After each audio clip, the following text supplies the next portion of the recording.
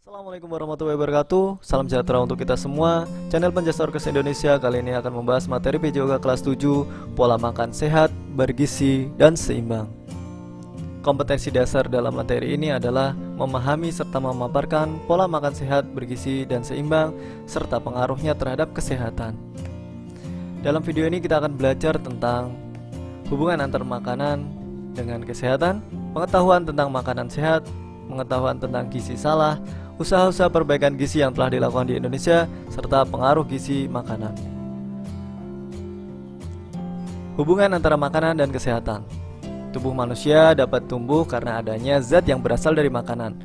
Oleh karena itu, untuk dapat melangsungkan hidupnya, manusia mutlak memerlukan makanan. Zat yang diperlukan oleh tubuh dan berasal dari makanan itulah yang disebut zat makanan atau zat gizi. Zat gizi ada 6. Yang pertama karbohidrat, kedua lemak, ketiga protein, keempat mineral, kelima vitamin, dan keenam air. Kebutuhan tubuh akan zat gizi tidak dapat dipenuhi hanya dengan satu atau dua macam bahan makanan saja, karena pada umumnya tidak ada satu bahan makanan pun yang mengandung zat gizi secara lengkap. Tiap-tiap bahan makanan mengandung zat gizi yang berlainan, baik dalam jumlah maupun macamnya. Oleh karena itu, untuk memenuhi kebutuhan tubuh akan zat gizi, kita harus makan berbagai macam bahan makanan setiap hari. Dalam hal ini, variasi makanan sangat memegang peranan penting. Makin beraneka ragam bahan makanan yang dimakan, makin sehat pula tubuh kita. Dilihat dari sudut ilmu gizi, makanan mempunyai 3 kegunaan, antara lain yang pertama, membangun dan memelihara tubuh. Pertumbuhan manusia sejak dalam kandungan sampai dengan masa remaja terjadi pembentukan sel-sel baru secara besar-besaran. Terlebih lagi pada usia di bawah 5 tahun terjadi pertumbuhan yang paling cepat. Pembentukan sel-sel baru tersebut diperlukan untuk membangun bagian-bagian tubuh, misalnya otot, tulang, darah, otak, dan organ-organ tubuh lainnya. Selain untuk pertumbuhan, pembentukan sel-sel baru diperlukan pula untuk mengganti bagian-bagian tubuh yang rusak atau hilang. Agar tubuh tetap sehat, tubuh harus dipelihara.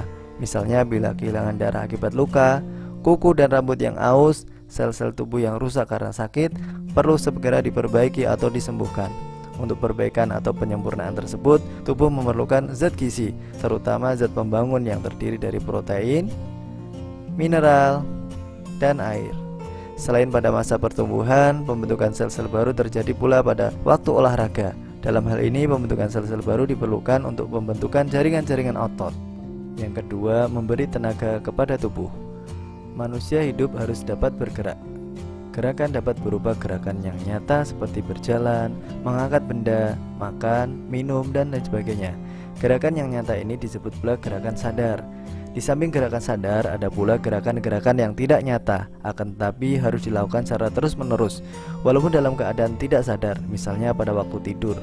Gerakan-gerakan tidak sadar antara lain gerakan jantung untuk mengalirkan darah ke seluruh tubuh, gerakan paru-paru untuk bernafas, dan gerakan usus untuk mencerna makanan. Untuk gerakan-gerakan tersebut diperlukan tenaga atau panas, baik untuk gerakan sadar maupun tidak sadar.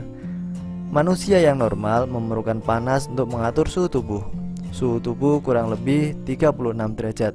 Apabila suhu di sekitar lebih rendah, maka tubuh harus dapat membuat panas untuk menggantikan panas tubuh yang hilang karena dilepaskan di sekeliling kita. Panas atau tenaga yang diperlukan oleh tubuh dapat dihitung dan dinyatakan dalam satuan kalori. Zat gizi yang berguna memberi tenaga kepada tubuh antara lain karbohidrat, protein, dan lemak.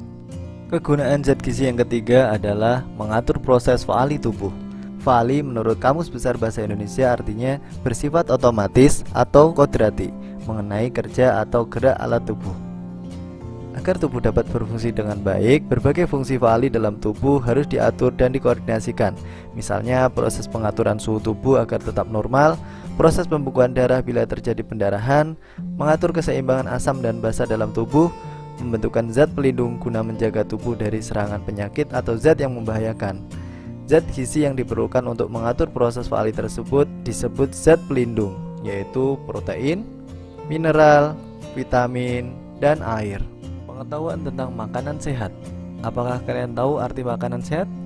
Makanan dengan zat gizi sedikit. Pasti salah. Makanan dengan zat gizi yang berlebih juga salah. makanan dengan zat gizi seimbang? Itu baru benar. Jumlahnya cukup sesuai kebutuhan dan dalam perbandingan yang seimbang. Plus juga makanan itu harus bersih, bebas dari kuman atau zat penyebab penyakit. Dari keenam zat gizi, kita bahas satu persatu. Yang pertama, karbohidrat. Karbohidrat atau hidrat arang disebut juga zat pati atau zat tepung atau zat gula. Susunan hidrat arang terdiri dari unsur karbon, hidrogen, dan oksigen. Hidrat arang dalam tubuh akan dibakar dan menghasilkan tenaga dan panas. 1 gram hidrat arang akan menghasilkan 4 kalori. Menurut besarnya molekul, hidrat arang dapat digolongkan menjadi 3, yaitu monosakarida, disakarida, dan polisakarida. Monosakarida molekulnya paling sederhana, sifatnya larut dalam air dan manis. Contoh golongan ini adalah glukosa, fruktosa, dan galaktosa. Sedangkan disakarida, dalam proses pencernaan disakarida akan diubah menjadi monosakarida. 1 molekul disakarida terdiri dari 2 molekul monosakarida. Termasuk golongan disakarida ialah sukrosa, maltosa, dan laktosa. Hasil pemecahan disakarida, sukrosa bisa menjadi glukosa dan fruktosa, maltosa, glukosa dan glukosa, dan laktosa, glukosa dan galaktosa. Sedangkan polisakarida terdiri dari banyak molekul monosakarida. Termasuk dalam golongan polisakarida ialah pati atau tepung, dekstrin, dan selulosa. Lemak. Molekul lemak terdiri dari unsur-unsur karbon, hidrogen, dan oksigen. Fungsi utama lemak ialah memberi tenaga kepada tubuh. 1 gram lemak yang dibakar dalam tubuh akan menghasilkan 9 kalori. Selain fungsinya sebagai sumber tenaga, lemak juga merupakan bahan pelarut dari berbagai vitamin, yaitu A, D, E, dan K. Pencernaan lemak di dalam tubuh memerlukan waktu yang lama. Oleh karena itu, lemak akan tinggal lebih lama di dalam lambung. Oleh sebab itulah, bila makan makanan yang mengandung lemak akan memberi rasa kenyang yang lama. Selain itu, lemak memberi rasa gurih pada makanan. Jenis lemak ada lemak jenuh dan lemak tak jenuh. Lemak jenuh, lemak yang terdiri dari trigliserida dengan hanya asam lemak jenuh, tidak memiliki ikatan rantai ganda di antara atom-atom karbonnya, sehingga disebut penuh dengan hidrogen. Asam lemak tak jenuh adalah jenis lemak yang molekulnya tersusun dari rangkaian atom-atom karbon yang memiliki satu ikatan ganda. Ikatan ganda ini menyebabkan molekul lemak tersebut tidak jenuh dan masih bisa menambah atom hidrogen. Selain dari makanan, lemak dapat diproduksi dari tubuh kita sendiri. Tubuh kita memproduksi lemak dari kelebihan kalori yang masuk ke tubuh. Zat gizi yang ketiga yaitu protein. Pertama kali protein ditemukan di putih telur. Namun kemudian terbukti bahwa protein tidak hanya terdapat dalam putih telur, sehingga istilah putih telur sebenarnya tidak tepat lagi. Protein terdiri dari unsur karbon, hidrogen, oksigen, dan nitrogen. Ada beberapa jenis yang mengandung sulfur, fosfor, dan lain-lain. Bahan dasar pembentuk protein adalah asam amino. Fungsi protein cukup lengkap, selain zat pembangun, juga sebagai zat pengatur dan zat tenaga. Protein bisa didapat dari tumbuhan maupun hewan. Yang dari tumbuhan sering disebut dengan protein nabati. Contoh makanannya adalah tempe, tahu, kedelai. Sedangkan yang dari hewan sering disebut dengan protein hewani. Bahan makanan yang mengandung protein hewani yaitu ikan, telur, daging sapi, dan lain-lain. Asam amino yang tidak dapat dibuat oleh tubuh disebut asam amino esensial. Ada 8 asam amino esensial bagi manusia. Contohnya lisin, leusin, isoleusin, dan lain-lain. Klasifikasi protein ada 3. Ada protein sempurna, protein kurang sempurna, dan protein tidak sempurna. Protein sempurna ialah protein yang mengandung semua asam amino esensial dalam jumlah yang cukup banyak. Protein inilah yang termasuk golongan yang mampu menjalin pertumbuhan dan mampu mempertahankan jaringan-jaringan tubuh. Sedangkan protein kurang sempurna, golongan ini mengandung asam-asam amino yang esensial, akan tetapi ada beberapa yang jumlahnya hanya sedikit. Protein yang termasuk golongan kurang sempurna ini masih dapat untuk mempertahankan jaringan-jaringan tubuh, akan tetapi tidak menjamin pertumbuhan. Sedangkan protein tidak sempurna mengandung sedikit sekali asam amino esensial. Protein ini tidak dapat untuk mempertahankan baik jaringan-jaringan tubuh maupun untuk jaminan pertumbuhan. Kekurangan protein menyebabkan penyakit dengan istilah KKP, kurang kalori protein. Akibat yang sangat merugikan dari KKP ialah anak menjadi kurang lincah, lemah, dan malas, tidak cerdas dan sering jatuh sakit. Pada tingkat berat kita mengenal dua bentuk KKP, yaitu kwashiorkor dan marasmus. Kwashiorkor terutama disebabkan kekurangan protein, sedangkan marasmus terutama akibat kekurangan kalori. Zat gizi yang keempat adalah zat mineral. Dari ketiga fungsi makanan, hanya zat tenaga yang tidak terdapat di mineral. Tapi zat mineral bisa berfungsi sebagai zat pembangun dan zat pengatur. Zat pembangun seperti membentuk jaringan-jaringan tubuh, misalnya kalsium dan fosfor, berfungsi sebagai pembentuk tulang dan gigi. Zat besi berfungsi membentuk sel darah merah dan lain-lain. Sedangkan fungsi sebagai zat pengatur seperti keseimbangan asam basa dalam proses pembukaan darah, pengangkutan oksigen dan karbon dioksida, kepekaan syaraf dan kontraksi otot, pengaturan enzim dan hormon dalam proses metabolisme, dan lain-lain. Fungsi dan sumber zat mineral. Berikut ada beberapa zat mineral beserta fungsi dan bahan makanannya. Ada kalsium, ada fosfor. Kalsium dan fosfor merupakan bahan pembentuk tulang dan gigi. Ada sulfur, merupakan bagian penting dari vitamin B, diperlukan oleh semua sel karena merupakan bagian dari asam amino kistin dan metionin. Zat besi merupakan bahan pembentuk hemoglobin atau zat warna merah yang berfungsi mengangkut oksigen ke jaringan-jaringan. Biasanya kekurangan zat besi akan menyebabkan penyakit anemia atau kekurangan darah.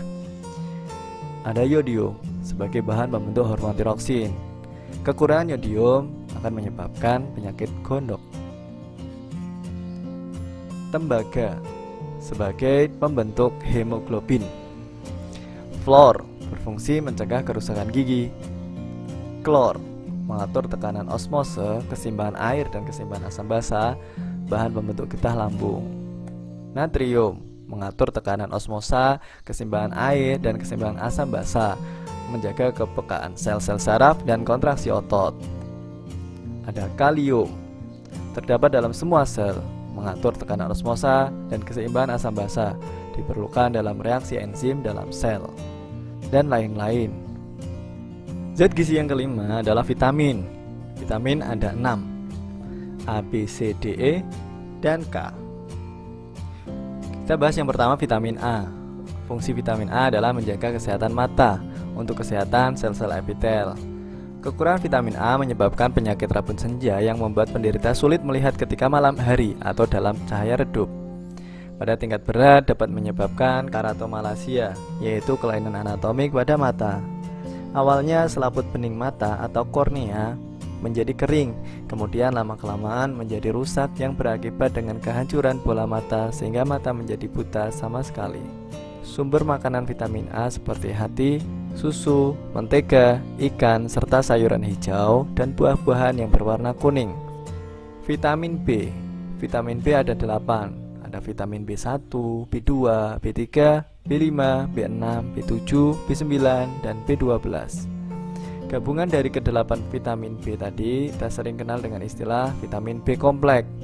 Fungsi vitamin B kompleks membantu proses metabolisme, menggunakan energi dari makanan, serta memproduksi sel darah merah. Kekurangan vitamin B menyebabkan terganggunya berbagai proses metabolisme.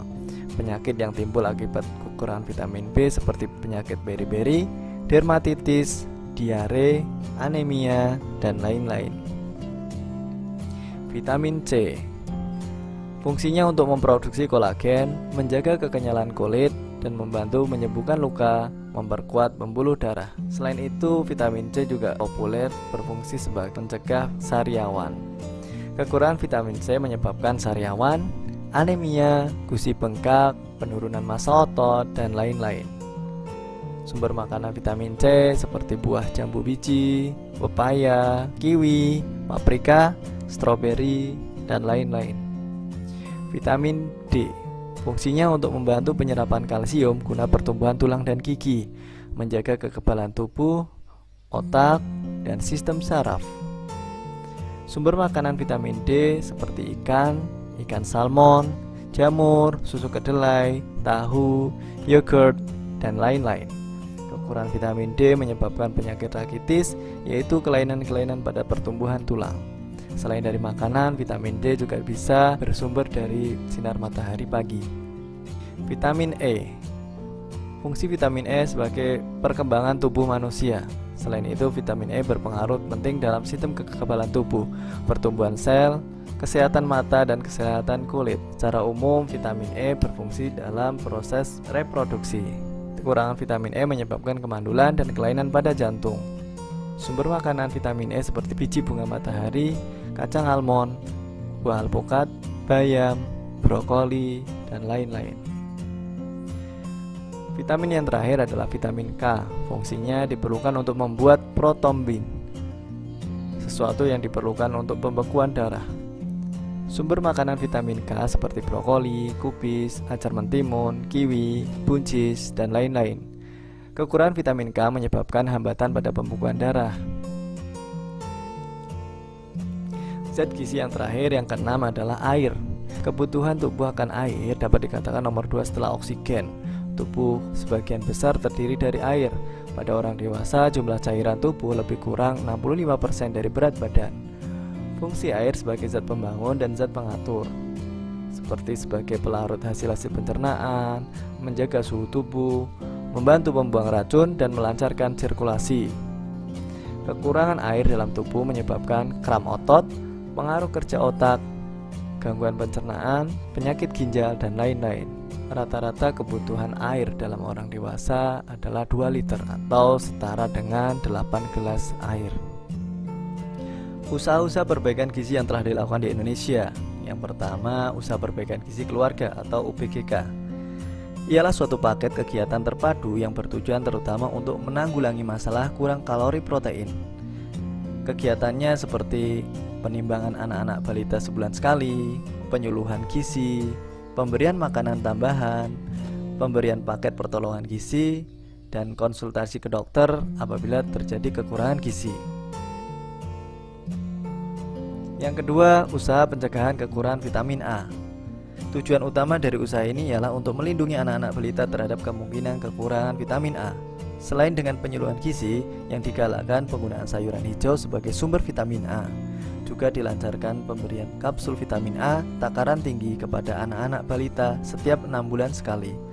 Usaha ini terutama dilakukan di daerah-daerah yang belum tercakup oleh usaha perbaikan gizi keluarga. Yang ketiga, usaha pencegahan gondok endemik. Usaha pencegahan gondok endemik meliputi usaha jangka panjang dan jangka pendek. Usaha jangka panjang dilakukan dengan menggalakkan penggunaan garam beriodium terutama untuk masyarakat yang tinggal di daerah-daerah gondok endemik. Usaha jangka pendek dilakukan dengan jalan menyuntikkan zat zodium ke dalam tubuh. Suntikan ini dilakukan 5 tahun sekali. Obat yang disuntikan itu disebut lipiodol, yaitu suatu larutan yodium dalam minyak. Pengaruh gizi makanan. Gizi makanan berpengaruh terhadap yang pertama, daya kerja. Kurang gizi berpengaruh terhadap kemampuan atau daya kerja seseorang. Antara lain orang menjadi kurang bergairah, cepat lelah, mengantuk, dan sering sakit. Pengaruh yang kedua adalah berpengaruh terhadap daya tahan. Kurang gizi akan menyebabkan penyakit mudah menyerang. Kelainan gizi yang berat sering berakibat timbulnya suatu penyakit infeksi. Sebaliknya, penyakit infeksi akan mudah menyerang apabila dalam keadaan gizi kurang. Yang ketiga, pengaruh terhadap pertumbuhan jasmani dan mental. Gizi kurang yang timbul pada masa kanak-kanak selain akan menyebabkan gangguan pertumbuhan jasmani, juga akan menyebabkan gangguan perkembangan mental. Seseorang yang menderita gizi kurang pada masa kanak-kanak, setelah mencapai dewasa, tubuhnya tidak akan mencapai tinggi yang seharusnya dapat dicapai. Selain itu, jaringan-jaringan ototnya juga kurang dapat berkembang. Di samping menyangkut pertumbuhan fisik, tingkat kecerdasan anak juga akan berpengaruh. Hal ini disebabkan karena perkembangan jaringan otak hanya berlangsung sejak anak masih dalam kandungan sampai dengan umur kurang lebih 4 tahun saja. 10 pesan gizi seimbang. Yang pertama, syukuri dan nikmati aneka ragam jenis makanan, terutama makanan yang ada di rumah kalian. Yang kedua, banyak makan sayuran dan cukup buah-buahan. Ketiga, konsumsi lauk pauk berprotein tinggi. Yang keempat, konsumsi aneka ragam makanan pokok. Ingat, makanan pokok tidak hanya nasi, Semakin beraneka ragam, semakin bagus. Yang kelima, batasi konsumsi makanan manis, asin, dan berlemak. Yang keenam, membiasakan sarapan pagi sebelum beraktivitas. Yang ketujuh, minum air putih yang cukup dan aman. Jangan sering-sering minum manis. Yang delapan, biasakan baca label pada kemasan makanan. Dilihat zat gizi yang kalian perlukan dan juga tanggal kadaluarsa. Yang sembilan, biasakan cuci tangan dengan sabun dan air mengalir. Makanan sehat perlu juga ditunjang tentang kebersihan. Yang ke-10, berolahraga secara teratur dan jaga berat badan normal. Berikut contoh soal materi pola makan sehat, bergizi, dan seimbang. Untuk pembahasannya, tunggu di next video ya. Terima kasih. Apabila video ini bermanfaat, silahkan share ke teman kalian. Assalamualaikum warahmatullahi wabarakatuh, dan sampai ketemu di video berikutnya.